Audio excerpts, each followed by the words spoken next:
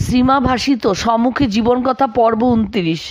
একবার মা জয়রামবাটি যাওয়ার সময় মামারা কেউ নদীর ধারে লোক না পাঠানোয় জনৈক সাধু মাকে সে বিষয়ে উল্লেখ করে মামাদের অবিচারণার দিকে কটাক্ষ করায় সরলা মা সঙ্গে সঙ্গে সে কথা বড় মামাকে ডেকে জিজ্ঞাসা করলেন, এই যে আমি এলুম, তুই নদীর ধারে লোক পাঠালি না কেন?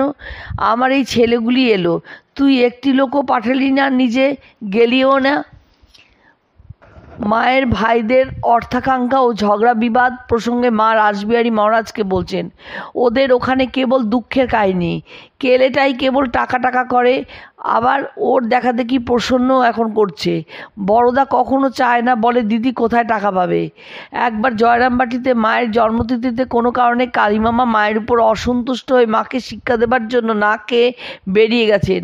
মা সারাদিন না খেয়ে তার খাবার নিয়ে বসে থেকে গোপেশ মহারাজকে বলছেন, বাবা এই কেলে সর্বনেশে যত নষ্টের গোড়া, অকারণ আমাকে যন্ত্রণা দেয়। এই দেখো সকলের খাওয়া হয়ে গেছে, ওর খাবার নিয়ে আমি বসে আছি, আসি করে এখনও আসছে না, আমিও বিশ্রাম করতে পারছি না।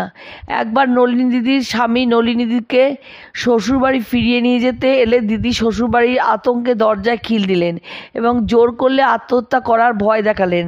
তারপর মা তাকে না পাঠানোর প্রতিশ্রুতি দিলে তিনি বাইরে এলেন। মা পরে এ বিষয়ে বলছেন, ওর পিসির বাতাস লেগেছে বাবা, তাই যেতে চায় না। রাধুর জ্বর ও বেদনা প্রসঙ্গে মায়ের উক্তি, এই রাধির উপর আমার একটুও মন নেই, রোগ ঘেটে ঘেটে বিতৃষ্ণা হচ্ছে, জোর করে মন টেনে রাখি, বলি ঠাকুর রাধির উপর একটু মন দাও, নইলে ওকে কে দেখবে। এমন রোগ আর দেখিনি, জন্মান্তরীণ রোগ নিয়ে মরেছিল, প্রায়শ্চিত্ত করেনি। আমার এই দুটি করবার ইচ্ছা আছে, একটি চণ্ড দেখানো কেন এমন হচ্ছে, আর এই চান্দ্রায়ণ করা। শেষ অসুখের সময় শরীর ত্যাগে কিছুদিন আগে মায়ের স্বভাব বালিকার মতো অবুঝ হয়ে পড়ে।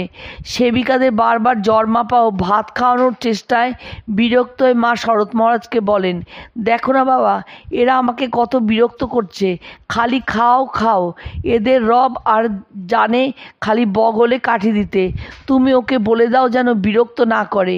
মার শরীর ত্যাগে কয়েকদিন আগে রাধু নলিনীদের জয়রামবাটি পাঠিয়ে দিতে বললেও তারা যায়নি দেখে বিরক্ত হলে শরৎ মহারাজ মাকে বোঝালেন যে তার অসুখের সময় তাকে ছেড়ে চলে গেলে লোকে তাদের মন্দ বলতে পারে।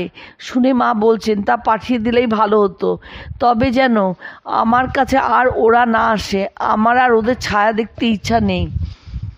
শরীর ত্যাগের কয়েকদিন আগে রাধুর শিশু সন্তান হামা দিতে দিতে মায়ের ঘরে এলে তার বুকের উপর উঠতে যাচ্ছে দেখে বিরক্ত হয়ে মা বলছেন, তোদের মায়া একেবারে কাটিয়েছি, যা যা আর পারবিনি। পরে সেবিকাকে বলছেন, একে তুলে নিয়ে গিয়ে ওদিকে রেখে এসো, এসব আর ভালো লাগে না। মায়ের আদেশ সত্ত্বেও রাধু নলিনীদিরা জয়রামবাটি গেলেন না জেনে মা বিরক্ত হয়ে বলছেন, রাধু নলিনী ওরা সেদিন হরির সঙ্গে দেশে চলে গেল না কেন? ওদের সবাইকে জয়রামবাটিতে রেখে এসো। শরীর ত্যাগের কয়েকদিন আগে মা রাধুকে জয়রামবাটি পাঠিয়ে দিতে বলায় যোগীনমা তার কারণ জিজ্ঞাসা করলেন। এই প্রসঙ্গে মায়ের নির্লিপ্ত কঠোর উত্তর, যোগেন, এরপর এদের সেখানেই থাকতে হবে যে হরি স্বামী হরিপ্রেমানন্দ আছে, যাচ্ছে ওই সঙ্গে পাঠিয়ে দাও, মন তুলে নিয়েছি, আর চাই না। যোগেন মা এই কথায় কাতরভাবে আপত্তি জানালে মা জোর দিয়ে বলেন, যোগের মায়া কাটিয়ে দিয়েছি, আর নয়। এরপর মা রাধুকে বলছেন, দেখ তুই জয়রামবাটি চলে যা, আর এখানে থাকিস নে।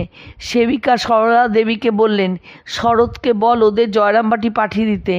রাধুকে ছেড়ে মা থাকতে পারবেন না সরলা দেবী একথা বলায় মা বলছেন, খুব পারবো, মন তুলে নিয়েছি।